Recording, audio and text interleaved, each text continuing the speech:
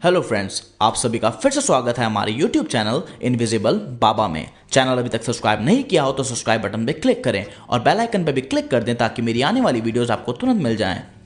Okay, तो आप एक जॉब पाना चाहते हैं और अब जॉब के लिए इंटरव्यू देने जा रहे हैं और आपको पता है कि वहाँ पे जाकर आपसे एक क्वेश्चन पूछा जाएगा, हाउ टू इंट्रोड्यूस योरसेल्फ, और आपको थोड़ा सा आइडिया नहीं है उस बारे में, या आइडिया है पर आप श्योर नहीं हो, थोड़ा एक्सीलेंस चाहते हो। तो पहली बात आपको कॉन्ग्रेचुलेशंस कि आप उस भीड़ से हटकर आए हो। आपके साथ इंटरव्यू देंगे बहुत सारे लोग, लेकिन आप उन सबसे अलग हो, उन सबसे खास हो। क्यों? क्योंकि आप इस चीज़ के बारे में रिसर्च कर रहे हो और आपको सक्सेस मिलनी ही मिलनी है इस इंटरव्यू में। आपकी तरह ही जब मैं पहली बार अपना इंटरव्यू देने गया था एक कंपनी में, तो मैं बहुत ज़्यादा एक्साइटेड था। मैं अपने शहर से करीबन 400 किलोमीटर की दूरी पर एक शहर में गया इंटरव्यू देने के लिए और मैं बहुत ज़्यादा एक्साइट था। मेरी 12th जस्ट पास हुई थी और मेरे को पता था कि मैं ये इंटरव्यू क्लियर कर लूँगा।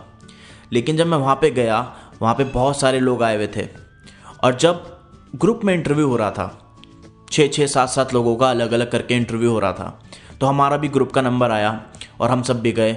उन्होंने वहाँ पे एक एक करके लोगों से पूछना शुरू करा, इंट्रोड्यूस योरसेल्फ।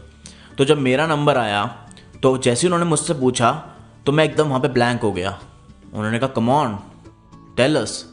तो मैं फिर चुप, और फिर मैंने एक दो ऊट पटांग से वर्ड बोले अपने मुंह से और वहीं पे मेरे को निकाल दिया गया। तो मैं एकदम डिसहार्टेंड हो गया। मेरे को लगा यार ये क्या हो गया, मैं अपना फर्स्ट इंटरव्यू क्लियर नहीं कर पाया। लेकिन उसके बाद से अपने सेकंड इंटरव्यू से लेकर मैंने अपनी लाइफ में जितने भी इंटरव्यू दिए उन सब को क्लियर करता हुआ आगे चलता गया। कभी भी मैं किसी इंटरव्यू में रिजेक्ट नहीं हुआ। ऐसा क्यों? क्योंकि मैंने एक रिसर्च करी, जो रिसर्च मैं आज आपके साथ शेयर करने वाला हूँ। उस रिसर्च में आपको 100% श्योरिटी मिल जाती है कि आप इंटरव्यू क्लियर कर ही लोगे। तो आप इस वीडियो को पूरा एंड तक देखिएगा, आपको 100% ये वीडियो फ़ायदा देगी। पहली टिप है व्हाट टू से। अधिकतर लोग हम में से इस चीज़ को लेकर कंफ्यूज हो जाते हैं कि इंटरव्यू में हम क्या बोलें, और वो बहुत ज़्यादा ही टेक्निकल चीज़ें निकालने लगते हैं कि क्या क्या बोलना चाहिए इंटरव्यू में। लेकिन मैं आपको एक सिंपल तरीका बताऊंगा इंटरव्यू में कि आप क्या जाकर वहाँ पे बोलें। पहली चीज़, अगर आप फ्रेशर हैं तो आपको अपना नाम बताना है। उसके बाद आपको अपनी क्वालिफ़िकेशन बतानी है कि मैंने यहाँ से स्कूल किया है, यहाँ से कॉलेज किया है, वॉटएवर जो भी आपने क्वालिफ़िकेशन आपकी है। फिर आपको कुछ अपनी अचीवमेंट्स बतानी है कि फॉर एग्जांपल मैंने इस चीज़ में ये अवार्ड मिला है, मुझे मेरे को इस चीज़ में प्राइज़ मिला है, मैं एक्स्ट्रा करिकुलर एक्टिविटीज़ करता था, ये करता था, वो करता था।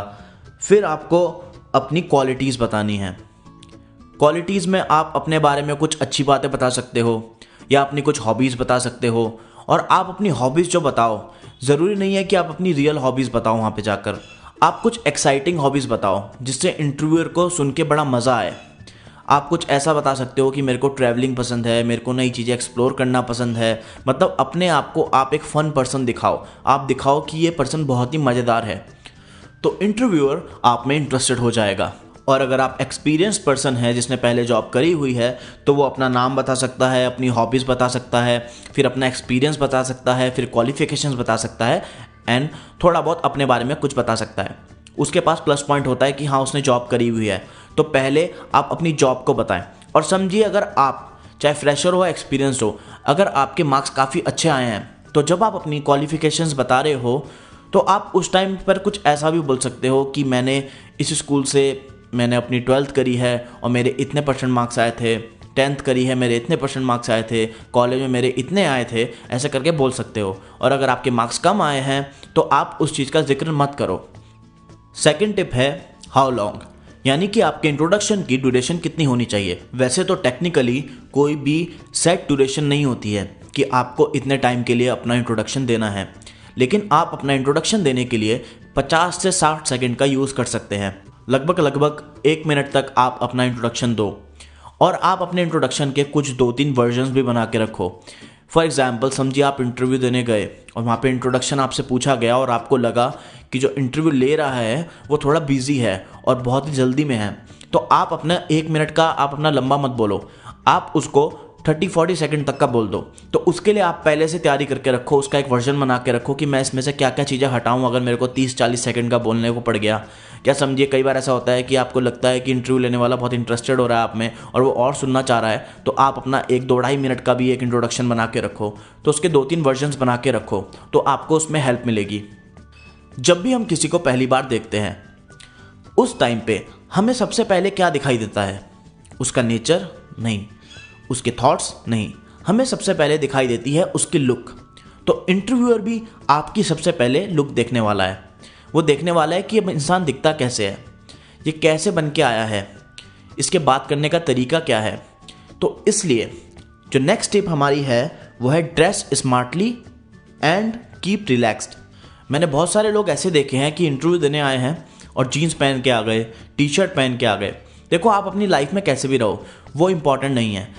कुछ लोग ऐसा भी बोलते हैं कि यार कॉल सेंटर का ही तो इंटरव्यू है, ऐसे चले जाते हैं, कॉल सेंटर में कौन सा हमने ड्रेस पहननी है। लेकिन नहीं, चाहे आपने बाद में पहननी हो चाहे ना पहननी हो, लेकिन first impression is the last impression. तो जब भी आप किसी भी इंटरव्यू को देने जाएं उस टाइम पे आप एकदम स्मार्टली ड्रेस होके जाएं।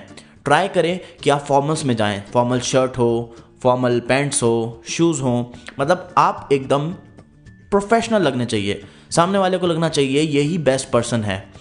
और आपको रिलैक्स रहना है पूरे इंटरव्यू के टाइम पे। रिलैक्स कैसे रहें? कई सारे लोग, आपने मेजॉरिटी आप देख लो कि करीबन 95% तक लोग जब भी इंटरव्यू देने आते हैं बैठते हैं तो वो नर्वस हो जाते हैं, उनके शक्ल पे 12 बनने लगते हैं, मतलब ओवरऑल उनका कोई खास इंप्रेशन नहीं पड़ता सामने वाले पे। इसलिए आप रिलैक्स हो जाएं, हमेशा रिलैक्स होकर ही इंटरव्यू दें, कूल होकर दें, ये सोच कर दें कि मुझसे टॉप कोई नहीं है, और आप एकदम कूल होकर एटीट्यूड में दें।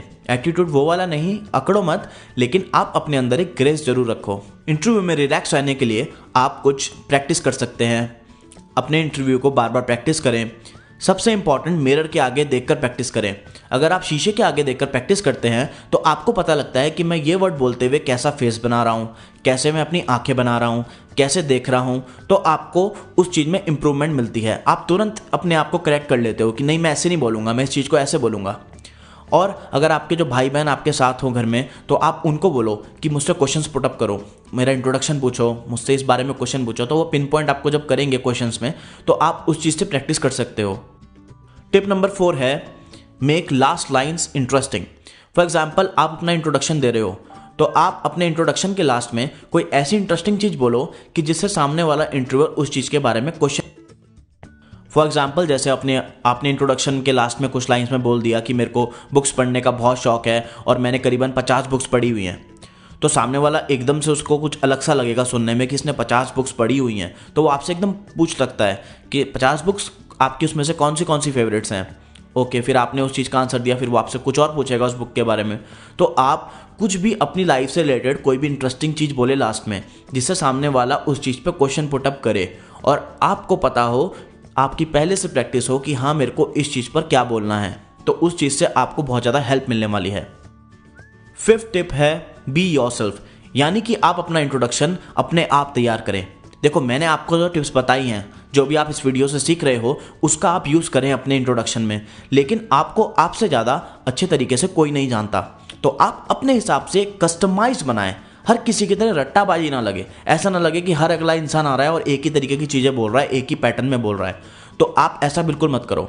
आप अपने हिसाब से अपना एक इंट्रोडक्शन तैयार करो, अपने आप पे रिसर्च करो, अपने आप को समझो, फिर उस चीज़ पर इंट्रोडक्शन लिखो।